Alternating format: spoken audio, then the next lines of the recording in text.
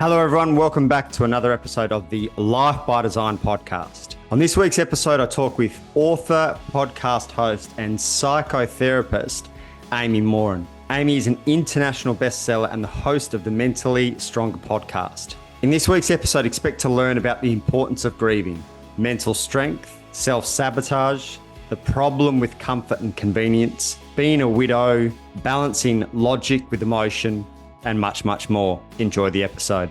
Now, guys, before we start this week's episode of the podcast, I want to talk to you about the Life by Design Mastermind. The Life by Design Mastermind is the mastermind for go-getters and high achievers who are looking to create a more successful, fulfilling, and balanced life by design.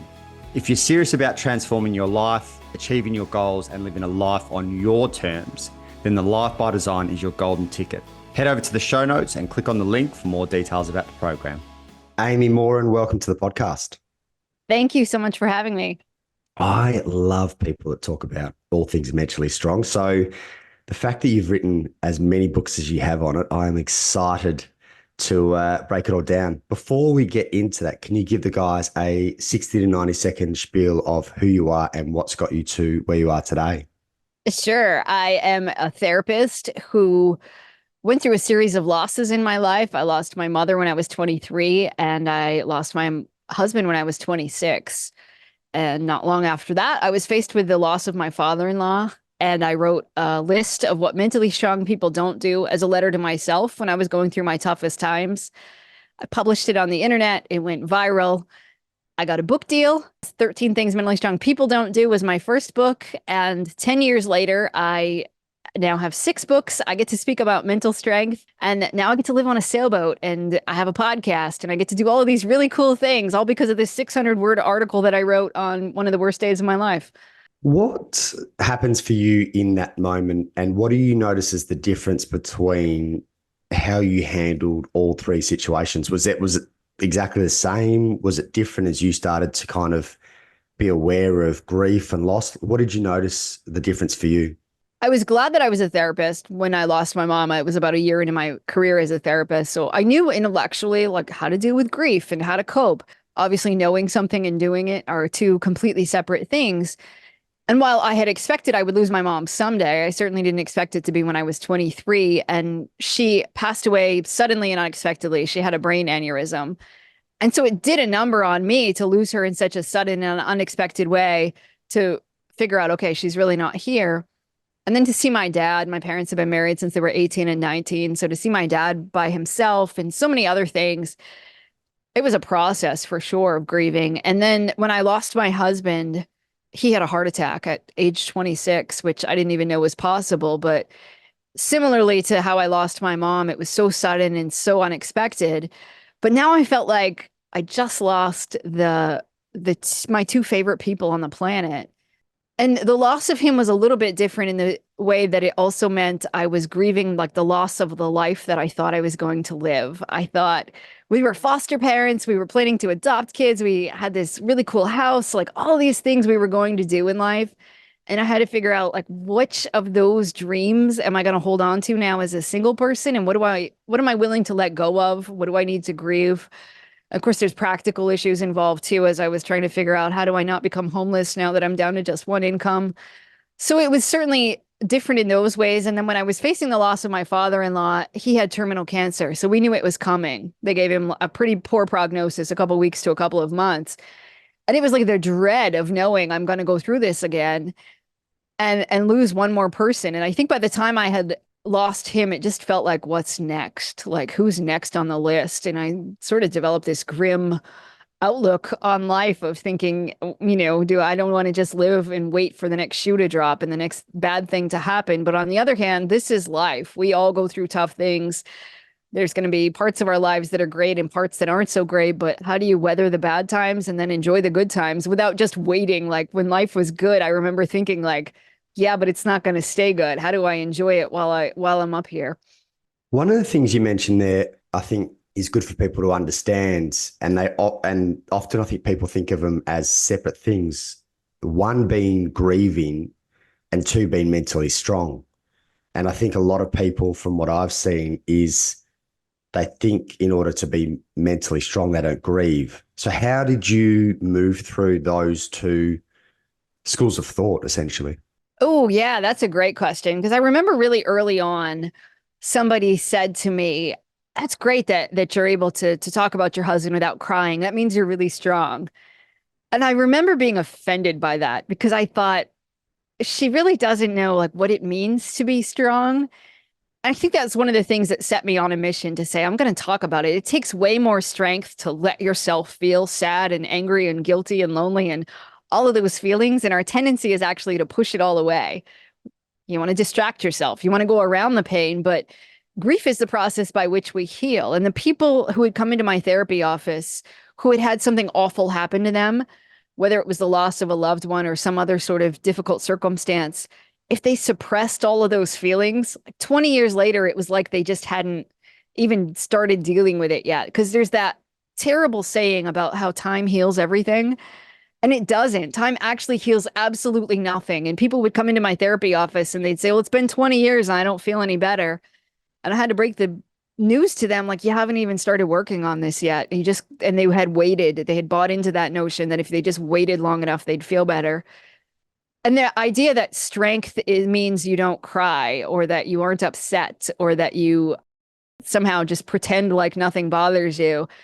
It's something I've fought against now for years to really teach people. Actually, it takes a lot more strength to ask for help or to tell somebody I'm really struggling and to be vulnerable than it does to pretend like nothing bothers you. So when you really think about it in your head, it's easier to say, what takes more courage? Pasting on a smile and acting okay, or saying, I'm having a really rough day. To most of us, saying having a really rough day takes way more courage. And then it becomes clear, like, actually, that's strength. And knowing that I can face these emotions, I can experience them. I don't have to stay stuck in them. I can certainly manage my emotions in a healthy way, but I'm not going to pretend they don't exist either.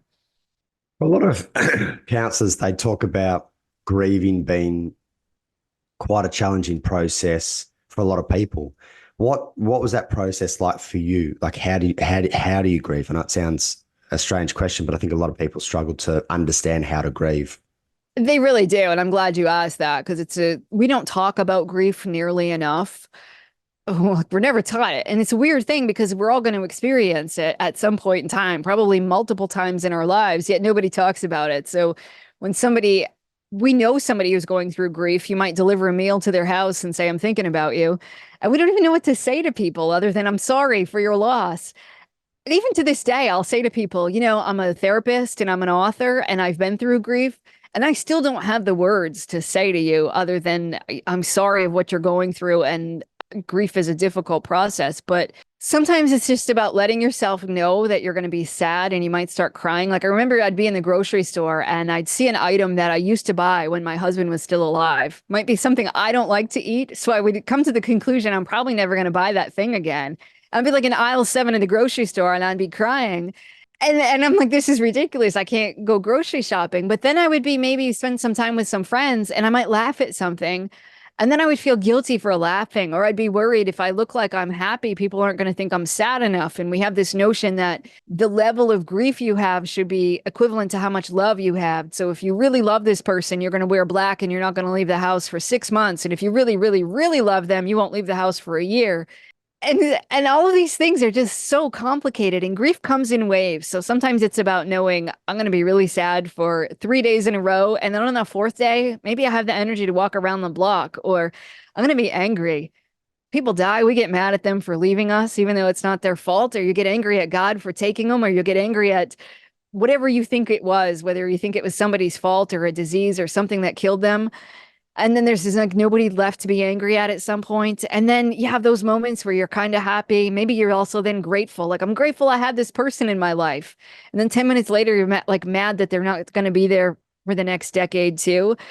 Luckily, as a therapist, I knew all of these strange emotions were part of the process. And also I knew that your brain plays tricks on you. Like there'd be a moment where I would see something and I can remember like, oh, I can't wait until someday I get to tell my husband this story. And then I'd be reminded, okay, not in this life. Like, it's not like next week I can be like, do you know what I just went through? And we would share a laugh over like all this stuff. It wasn't going to happen. Or speaking of laughing, I'd have those days where like an inside joke, something that only he would understand would happen.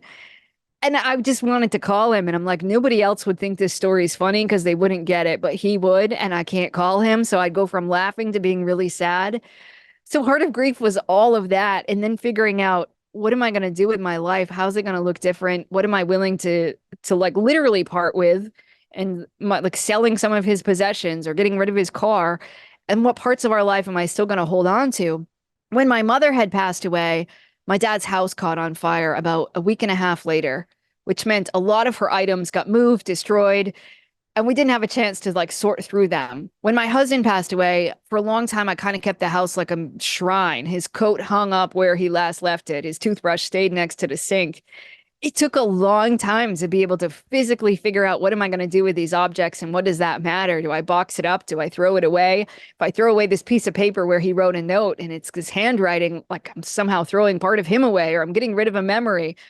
So bizarre to go through grief. And often you feel like there's nobody who you can talk to because nobody else is going to possibly understand these little things that maybe feel like a giant mountain of, and you don't know how to cross them. Do you find it strange with the amount of work that you've done around this space that there's not more attention to it, or even a process? And I know everyone has their own process, but at least some kind of manual on how to potentially move through it. Does this confuse you? Because as I'm listening to your experience, I'm like, everyone's going to experience it. So why is there not more of an understanding? I agree. I wish there were better understandings. Like, we should probably teach this in school. We should have these conversations. How do you manage yourself when you're grieving? And sometimes it's a matter of saying, I'm just going to take care of myself the best I can in terms of sleeping, eating, going for a walk around the block when I can. At other times, it's about saying, I'm going to join a support group, or I'm going to talk to somebody else who could possibly understand. Sometimes people have circumstances where they say, I lost a child. I want to talk to somebody else who'd lost a child. In my case, I was 26 and I was a widow. And I remember somebody who was about 80 saying, "Oh, I know just what you're going through. I lost my husband last year." And I thought, oh, I'm not quite sure we have the same experience. Like, well, grief is grief and pain is pain. Uh, I don't think it's helpful sometimes to try to compare whose grief is worse than whose, or that we completely understand other people's pain and what they're going through. But at the same time, finding somebody else who understands could be key. So I do wish there were better ways to connect us. I think if anything great comes out of the internet, I believe sometimes people can find a support group online, or they can connect with people and just try to feel like I'm not going crazy because I'm struggling with these thoughts, or I'm having these weird feelings that come up, or I'm dreaming about my loved one. Does that happen to you? And I think when we just feel a little bit less alone, it goes a long way toward helping us heal. How do you feel now? Like, time's obviously passed to a certain degree.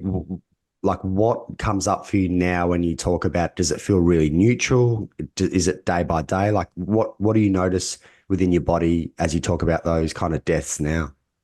Oh, that's a great question. I think it's a combination of things, and it probably still depends on the day. Like, my life looks completely different now. I live on a sailboat. I write books and I do things. So my life is completely different from when my mother was still here, from when my first husband was still here. So I often think, like, what would they think now? And so when I start to talk about them, it almost feels like that was a different life ago, because my life is so different. And sometimes it almost feels surreal or like a dream. But then I have those other moments where I feel like I could still hear what they would tell me for advice, or the things they might say, or the jokes they might laugh at. So sometimes it stirs up sadness. Sometimes it's just incredible joy that I had them in my life. So yeah, even after it's been 20 years since I lost my mother at this point, but it still stirs up a variety of emotions all these years later. For a lot of people, there'd be the, I guess, belief that and this kind of is an extension of what I spoke about before, but mental strength would create a level of either dissociation or disconnection from the body. And as I'm listening to you and kind of watching you, you seem to have a really good balance of still being the embodiment in terms of the feeling and not just being in your head. Was that process challenging for you, of developing mental strength while staying attuned to what's actually happening for you in your body? It was. My challenge, especially, was I had to go back to work as a therapist. So shortly after I lost my husband, they gave me 3 days of bereavement time. So I could have 3 days off from work. And it obviously was not enough. I said, I can't, I can't even get out of bed and I'm supposed to help other people deal with their problems. What am I going to do? I didn't want to become homeless at one of the worst days of my life. I thought if I don't go to work, I can't pay the bills. And I was lucky enough, I had some short-term disability benefits I could tap into.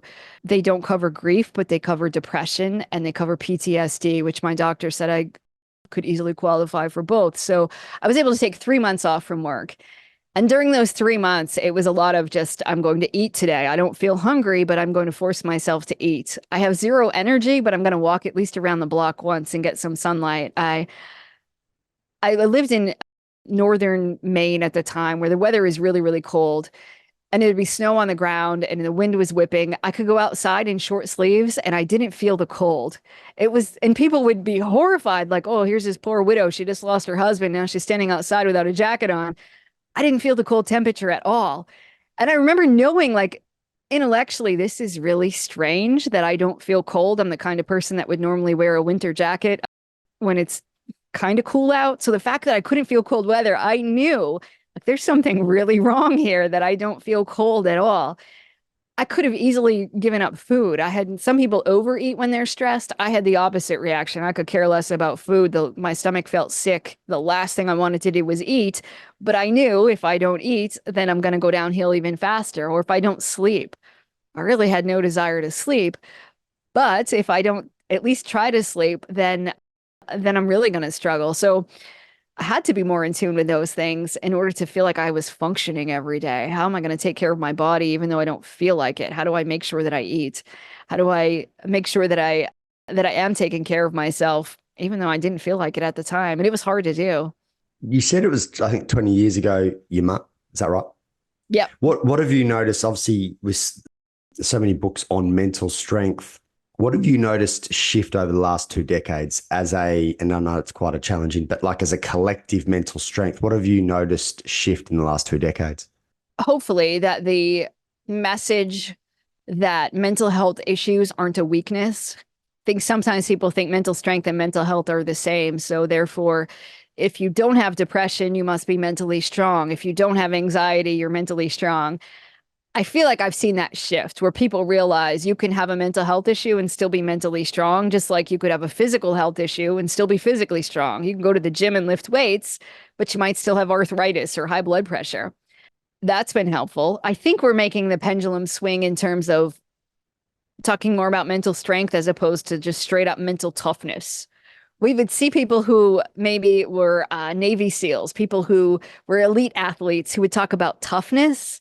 And in their case, they may have to shove down their emotions and keep going even when they're in incredible pain and they have to do all of these things to survive and get through tough times or to succeed. For most of us, we don't need to do that and it's not healthy. You may have moments where you're having a conversation with your boss and it's not helpful to be crying if you're worried about something outside of work. So in that moment, you need to be able to manage your emotions, but we've gotten to a place where we realize trying to pretend like we don't have any emotions also isn't helpful. And I think we're growing in terms of knowing that just because you go through something painful doesn't guarantee that you come out stronger. There used to always be the saying, what doesn't kill you makes you stronger. I think people are now recognizing that just because you went through something really tough doesn't mean you're going to come out incredibly strong. Sometimes people come out of tough circumstances and they're changed and scarred and they feel like they're really struggling even more. Yet we look at people and say, oh, you're so strong because they went through something. It wasn't like they had a choice. They didn't choose to go through it. They went through it and they survived, but they might be in a lot of pain. And so even though I talk about mental strength, I discourage people from walking around complimenting people on how strong they are just because on the outside, they look like they have it all together. As a therapist, I have the pleasure of seeing people come into my office who look like they have it all together. And then they tell me what's really going on, their thoughts, their struggles, their feelings. And they'll say to me, yeah, not even the closest people in my life would have any idea of what I'm going through. So I always think it's important to remember that too, that we don't know what battles people are fighting. And that's definitely true. One of the things you mentioned there was mental strength versus mental toughness. How do you see those as different? When I hear people talk about mental toughness, they often say stuff like, you can't hurt me, nothing bothers me, face fear, never quit, all of those things. And I don't think a lot of those things are healthy. I think we should actually be quitting things more often. I'll see somebody who says, set out to run a marathon and I've been training for a while and I have a really bad knee, but I'm not going to let that stop me. And they're limping along and causing permanent damage because they won't quit because they think you should never quit. Or somebody that starts a business and the business is failing, but they said, no, I should never quit. And every day they're going deeper and deeper in debt because of their refusal to shift course. So I think we should quit. And I don't think all fears are meant to be faced. Your fears are there for a reason. You should be afraid to cross the street without looking both ways. Your fear's meant to alert you to danger, and that's okay. You don't have to conquer every fear in the world. So I think those sorts of messages and knowing that you can admit, yeah, I get hurt sometimes, and that doesn't mean I'm weak. That means I'm human. But when I see people talking about toughness, they're usually acting as if nothing could ever hurt them, that they're above everything else, and that they will never quit and always face every fear. Do you think, as a general rule of thumb, that in the last 2 decades we have become mentally stronger or mentally weaker as a collective? Ooh, that's a great question. I think if anything good came out of the pandemic, I think it was the idea that we all have to make choices every day to build mental strength. And that if you just remove a few of our everyday activities, we're going to struggle. So when you take away somebody's ability to be around friends and family, or you subtract their ability to go to the gym, we struggle more. So my hope is that we're growing stronger because we're realizing, ooh, we're all just a few steps away from really struggling in life and we can all take action. And now that I hear people talking more about mental health and mental strength, it gives me hope that we're all going to move forward and take action. With that said, though, I do hear a lot of people who are concerned, like 3 generations ago, people were off fighting wars. And now in today's world, we can't get off the couch. I think part of the problem is that we are spending a lot of time staring at our screens instead of being outside. We're not connecting with people as much. We're not doing all of those things that we need to do because the world isn't set up to really support those healthy activities. So you have to go against the grain and say, all right, I'm not going to be connected to my laptop 24/7. I'm going to get time outside. I'm going to go see my friends face to face. I'm going to make sure that I'm pushing myself and challenging myself to step outside my comfort zone sometimes. What would you tell those people, whether they're kids, people in their teens, even 20s, knowing that the world really is set up for comfort and convenience? What would you tell them in terms of cultivating and creating mental strength? You don't have to create an incredibly toxic environment for yourself to build mental strength. It's wonderful that we have all these conveniences, but you want to make sure that you're challenging yourself in some way, shape, or form in life. Like, it's great. I get to order something online. It's delivered to my door in a day or two, and that's a wonderful thing. And I can, if I have a question, I can look it up on the internet and get an answer within 30 seconds. Like, use all of those tools and resources, but then make sure that you're challenging yourself. In my case, I run a timed mile every day. My goal is to run a little faster today than I did yesterday. While I'm running, my brain will always tell me, "Oh, you can't possibly do this today. You can't go any faster. You're too tired. Take a break. Stop at the 3/4 mile mark." And those are my opportunities to be like, actually, I'm going to run twice as fast now because my brain told me I couldn't do it. And I think we all need those chances in life to do things that are tough, emotionally uncomfortable, physically uncomfortable, the things that will remind us of that our brains underestimate us. So for somebody, it might be, I'm going to take violin lessons, and that's uncomfortable. For somebody else, it might be, I'm going to train for this event, or I'm going to learn this new skill. Whatever it is, just make sure that we always have something hard in our lives that we're voluntarily doing, because life is tough. I don't think we need to create lots of difficult circumstances on top of life's toughness, but I think it's important to have something that you're choosing to do that's tough. And you can remind yourself, this is a choice and I'm choosing to do it just as a way to show myself that my brain underestimates me and I can do more than I think I can. Would you say that without a regular mental strength practice that you would, so say for example, you might have done a marathon, whatever, 3 or 4 years ago, but if you haven't tested yourself from a mental strength point of view, even though something like that would have been challenging 3 years ago, does that muscle weaken if you haven't tested over a 3-year period, so to speak? It does. I think it's a lot like physical strength. You need to keep practicing it. You need to keep working on it. You can keep building mental strength. No matter how strong you are, there's always room for improvement, but you need to keep working on it to keep building it. And the cool part is, like, we're never done. There's always more things we could do, new challenges we can try, more skills we can learn to become stronger. Do you find yourself outside of the mile that you run proactively seeking other challenges? Like what's the inner dialogue of yours on a daily basis when it comes to mental strength?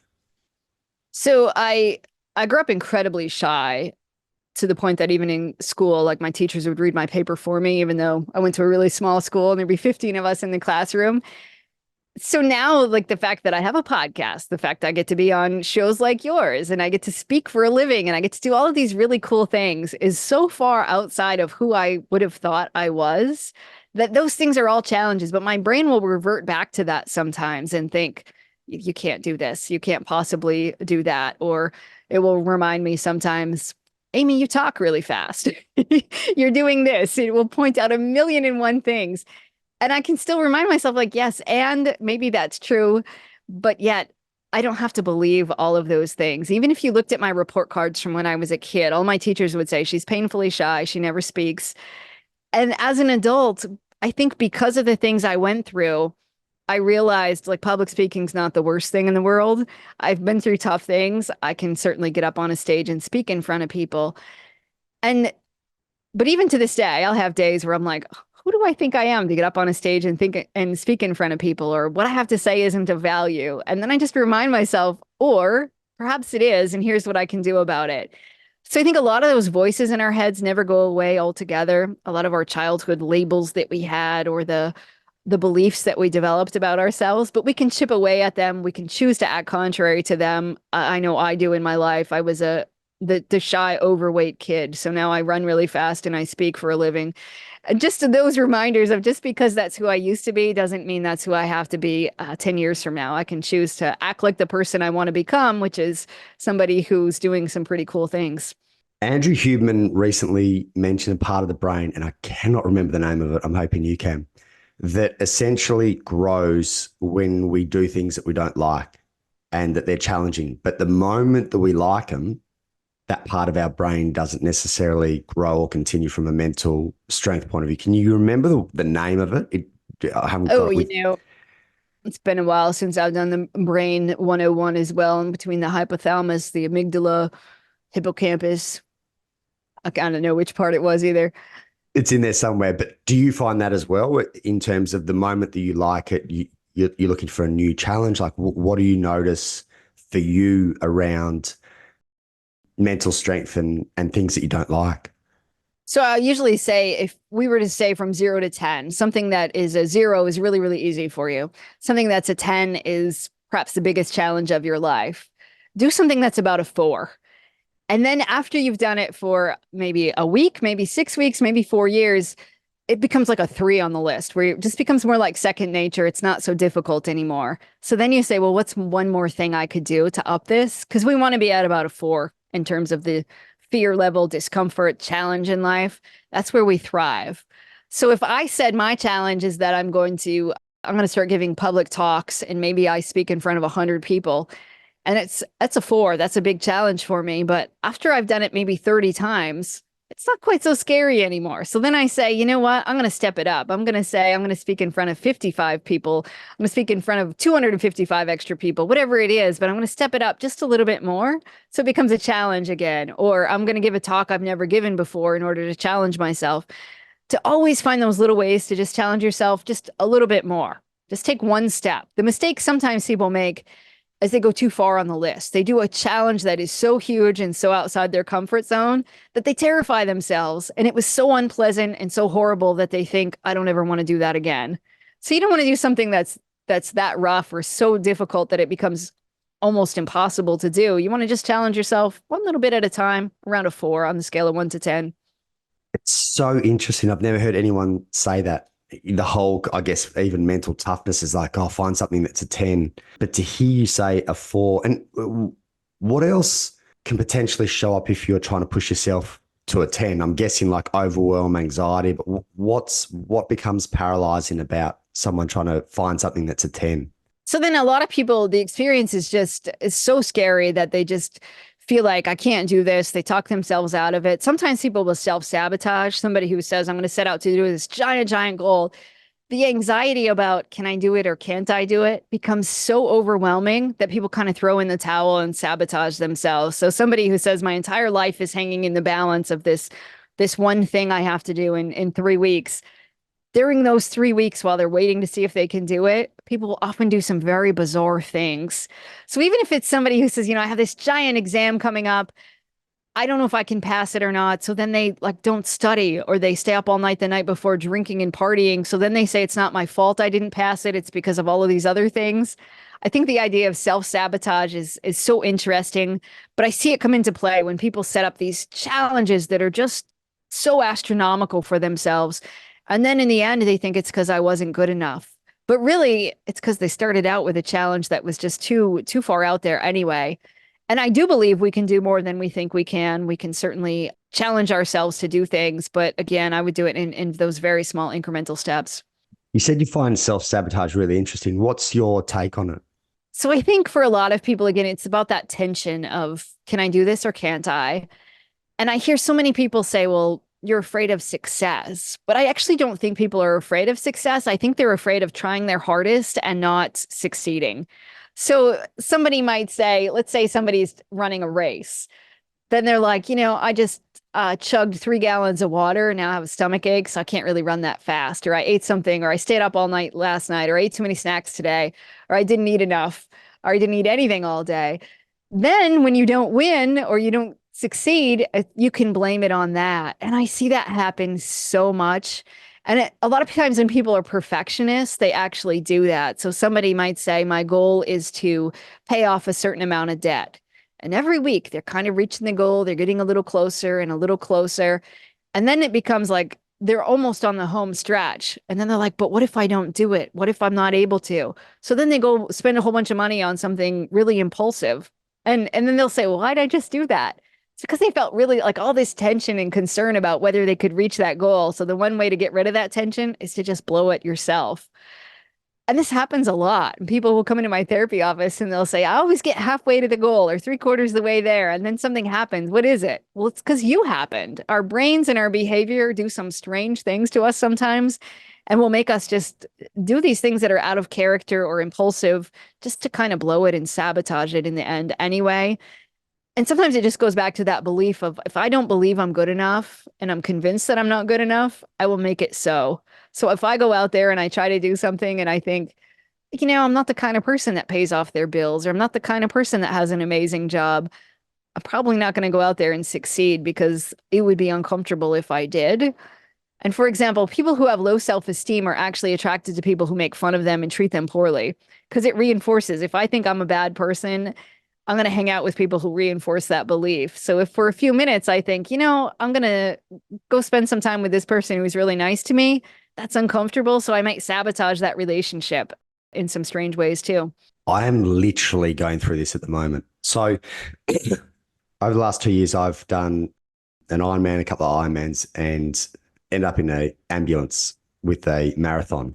But what was really interesting across those 4 events was there was an injury the week of the event. I'd go 16 weeks training, not a problem, and then an injury the week of. And I'm sure, so that was the physical. I'm now going through a transformation from a kind of aesthetic point of view. Same pattern. I'm like, it's exactly that, trying my hardest. And if I don't get the result that I want, and therefore if I'm injured, there was an excuse. Or Right. if I only go 80% in, which is what I feel like I'm doing with this nutrition piece, then there's an excuse. Oh, I didn't go all in. It's literally, you spoke to it so nicely. That's it. And we all do this. I'll catch myself doing the same exact thing. I use the example of like, chugging the water before you go running because I'll drink like sparkling water, something that's carbonated before I go to run my timed mile. Well, it gives you a stomach ache by the time you get to the 1/4 mile mark if you try to run with carbonated beverages in your stomach. But then I'm like, oh, it's because I just drank the sparkling water, so I don't have to run fast today. I do it too. We all do it in strange ways in our lives. And then we don't have to blame ourselves or we don't have to worry about it being us. It's something else or we have an excuse. That's brilliant. So what are 13 things that mentally strong people don't do? The list of the 13 things? Yeah. Let's see if I can remember them in order. Now that Or, that or was roll book, through, we can roll through a couple of them. so that was book number one. That's 10 years ago. We'll see. So that they don't feel sorry for themselves. They don't waste time feeling sorry for themselves. They don't give away their power, which is about saying, I'm not going to give you the power to ruin my life or make me feel bad. Another one is that they don't repeat the same mistakes over and over. They don't give up after failure. They don't fear alone time. They don't waste time on things that they can't control. They don't shy away from change. They don't resent other people's success. They don't feel like the world owes them anything. And they don't dwell on the past. Of that and of all the books that you've written, what is the most impactful trait that mentally strong people do or don't do that has really, I know all 13 of them in across your different books, but what's one that really stands out to people that you've been surprised by? Oh, so I would say the biggest one is that they don't give away their power. I've written that People down. will say, right? People will be like, but my friend makes me feel bad about myself. My boss makes me work late. My coworker steals my time, or my partner ruins my day. All of those things are really about saying, I'm giving you power over my life, the power over the way I think, power over the way I feel, or power over the way that I behave. And it's scary sometimes to take that back because it means, ooh, I'm responsible for everything, my life, my who I'm interacting with, what I do with my time. I'd rather blame somebody else for wasting my time than saying, I could have spoken up. I could have done something about this. Or I want to blame somebody for ruining the mood. And like, no, just because they're in a bad mood doesn't mean that I have to get dragged down too. That's my responsibility. So this one I think is the one people bring up the most often. People will say that when they made that shift in their head to say, I'm going to empower myself, I'm not going to blame anybody else, I'm going to empower myself, they saw the biggest changes in their lives too. And what do you notice when it comes to couples? Because you've obviously written a book on couples as well. What do you notice about the couples with the mental strength and ones or couples that don't necessarily have that foundation? For that book, it's the first book I did original research on, and I asked people, do you want to strengthen your relationship? And I interviewed researched it from 1,000 people who said 86% of them said, yeah, I want a stronger relationship. And then 86% of them said, and my relationship would be stronger if I were mentally stronger. So I love that people recognized if I built mental strength, it would improve my relationship, because if you get better at managing your emotions, if you get better at dealing with the negative thoughts in your head and you get better at managing your behavior, I guarantee your relationship will improve. Even if your partner has no desire to make any changes, you have the power to change your relationship. And when you make those changes, it's like a dance. And when you change your steps, your partner changes theirs naturally. So when you focus on what you can control, which is yourself, you can make incredible changes in the relationship too. Managing your emotions is a thought that some people might go, oh, that means I suppress. What does managing emotions actually look like? Oh, I'm glad you said that. So knowing, first of all, you can label how you feel. A lot of us don't do that. We don't really talk about, like, is this anxiety? Is this sadness? We tend to use physical words like I had butterflies in my stomach or there was a lump in my throat. So it's important to just recognize, how do I feel right now? And how might those emotions be affecting me? So the next question you ask is like, is this a friend or an enemy right now? Let's say I have anxiety. My anxiety might be because somebody offered me a get rich quick scheme that is a bad idea. I should have anxiety. If you came to me and said, Amy, give me $100 and I'll give you 1,000,000 back tomorrow, I should have some anxiety about giving you $100.